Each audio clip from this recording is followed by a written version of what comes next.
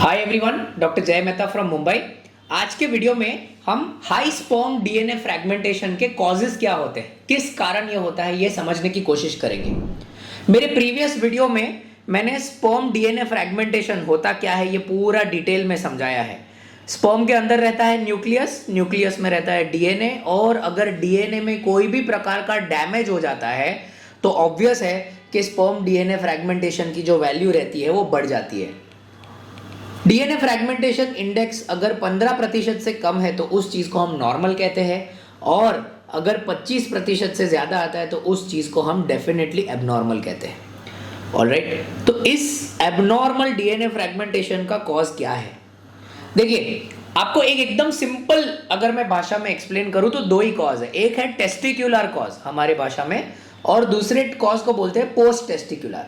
मतलब अगर आप देखोगे तो स्पर्म का प्रोडक्शन होता है ह्यूमन टेस्टिस के अंदर, राइट।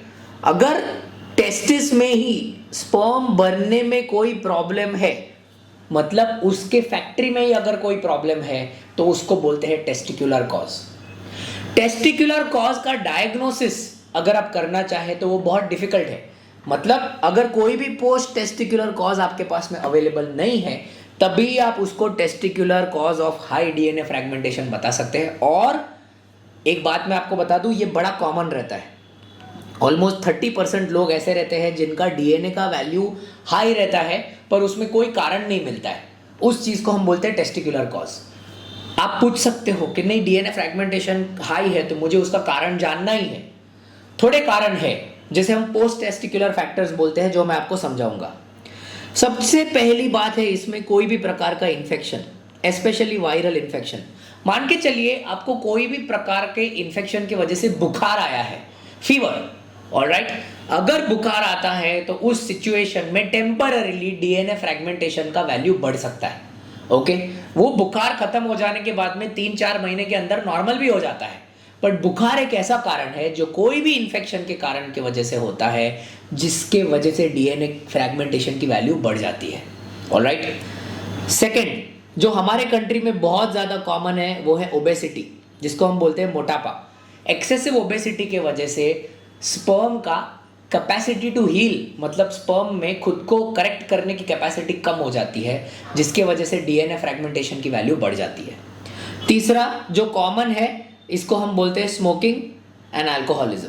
मतलब अगर आप ड्रिंक्स लेते हो, अगर आप कुछ भी करते हो इस प्रकार का, और अगर आप हद से ज़्यादा करते हो, सोशल ड्रिंकिंग जिसे हम बोलते हैं कि भाई मैंने आज फ्राइडे था, ऑफिस ख़त्म कर दिया, आज मैंने पार्टी किया, एक पैग मारा मैंने विस्की का, तो उसकी वजह से प्रॉब्लम नहीं होता है। पर अगर आप हर रोज़ पैग मारते हो, हर रोज़ सिगरेट पीते हो, हर रोज़ तंबाकू खाते हो, तो ये चीज़ की वजह से आपका डीएनए फ्रैगमेंटेशन बढ़ सकता है। ऑलराइट, फोर्थ, अगेन ये काफ़ी कॉमन है हमारे कंट्री में, पर ये बहुत ज़्यादा टाइम मिस आउट हो जाता है, जिसे हम बोलते हैं auto immune factors. Auto immune factor का मतलब ये कि मान के चलिए किसी को सोरियासिस है, किसी को स्किन रैश है, किसी को एलर्जी है कोई भी प्रकार की, ये सारे सिचुएशंस में स्पर्म का डीएनए फ्रैगमेंटेशन इंडेक्स बढ़ जाता है। और फिफ्थ इज एज। जैसे मेल पार्टनर की एज बढ़ते रहती है, वैसे उनके स्पर्म का कैपेसिटी टू हील कम होता है, जिसके वजह से डीएनए फ्रैगमेंटेशन इंडेक्स बढ़ता रहता है।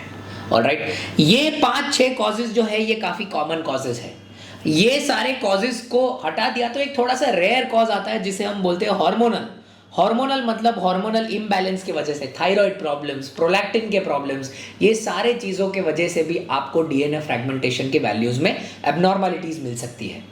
पर मान के चलिए आप ऐसा बोलते हो कि नहीं, पर मैंने तो सब कुछ देख लिया, मेरे में इसमें से कोई भी कारण नहीं है, तो इसका मतलब it is a testicular cause, और टेस्टिकुलर कॉज को ट्रीट करना बहुत ज़्यादा डिफिकल्ट होता है। पोस्ट टेस्टिकुलर कॉज को ट्रीट करना बड़ा आसान है। ओके, अगर आप मोटे हो तो आपको कोई बोलेगा अरे वजन कम करो, कोई आपको बोलेगा अरे स्मोकिंग बंद कर दे भाई, दारू पीना बंद कर दे थोड़े टाइम के लिए। अगर कोई ऑटो इम्यून फैक्टर है तो कोई आपको उसकी दवाई दे सकता है, हार्मोन को आप बैलेंस में ला सकते हो। इन्फेक्शन टेम्पररी रहता है, इन्फेक्शन खत्म होने के बाद में डीएनए फ्रैगमेंटेशन नॉर्मल हो जाएगा, राइट। एज, ये एक ही ऐसा चीज है जिसको कोई रिवर्स नहीं कर सकता, है ना, बट इसको छोड़ के बाकी सारे फैक्टर्स को आप ट्रीट कर सकते हो। इसीलिए स्पर्म डीएनए फ्रैगमेंटेशन जब कभी भी आपका हाई आता है, एलिवेटेड आता है, तब वो सिचुएशन में सबसे पहले आपको उसके मेल फर्टिलिटी स्पेशलिस्ट, मतलब जो डॉक्टर्स मेल इनफर्टिलिटी के स्पेशलिस्ट है उनके पास में जाना चाहिए। वो आपका टेस्टिकुलर एग्जामिनेशन करेंगे। ओके, टेस्टिकुलर एग्जामिनेशन करने के टाइम पे बहुत सारी इंफॉर्मेशन मिलती है, क्लिनिकल इंफॉर्मेशन बोलते हैं इस चीज़ को। उसके बाद में ब्लड टेस्ट होते हैं, उसके बाद में डीएनए फ्रैगमेंटेशन टेस्ट शायद रिपीट करने को बोल सकते हैं, और ये सारा चीज़ एक पैरामीटर बन के आता है जिसके बेसिस के ऊपर आप डीएनए फ्रैगमेंटेशन इंडेक्स को ट्रीट करते हो। ऑलराइट, देखिए मैंने बहुत बार बोला है, जब कभी भी आप स्पर्म रिलेटेड कोई भी ट्रीटमेंट लेते हो, minimum time to treatment is going to be approximately 3 to 6 months। ऐसा नहीं है कि मैंने आज दवाई दी और कल मैं ठीक हो गया। 3 से 6 महीने की थेरेपी मिनिमम लगती है। तो डीएनए फ्रैगमेंटेशन इंडेक्स को कम करने के लिए भी जो थेरेपी लगती है वो मिनिमम 3 से 6 महीने लगती है। ओके, काफ़ी ऐसे पेशेंट हैं जिनका वैल्यू 25% से ज़्यादा आता है और उनको रहता है अनएक्सप्लेन्ड इनफर्टिलिटी, मतलब वो आपको आके बताएंगे कि भाई मेरा सारा रिपोर्ट नॉर्मल है तो मैं प्रेग्नेंट क्यों नहीं, तो उसका आंसर है प्रेग्नेंट इसके लिए नहीं क्योंकि डीएनए फ्रैगमेंटेशन 25 से ज़्यादा है। ऑलराइट, हमारे फ्यूचर वीडियोस में, नेक्स्ट वीडियोस में हम ये सारे चीज़ों का थेरेपी, आईवीएफ पे इफेक्ट, ये सारे चीज़ों को डिस्कस करेंगे। ऑलराइट, एनी फर्दर क्वेश्चंस आप हमारे कमेंट्स में डाल सकते हैं, मैं या कोई मेरे टीम मेंबर्स इस चीज़ को आपको ज़रूर आंसर करेंगे। Thank you so much.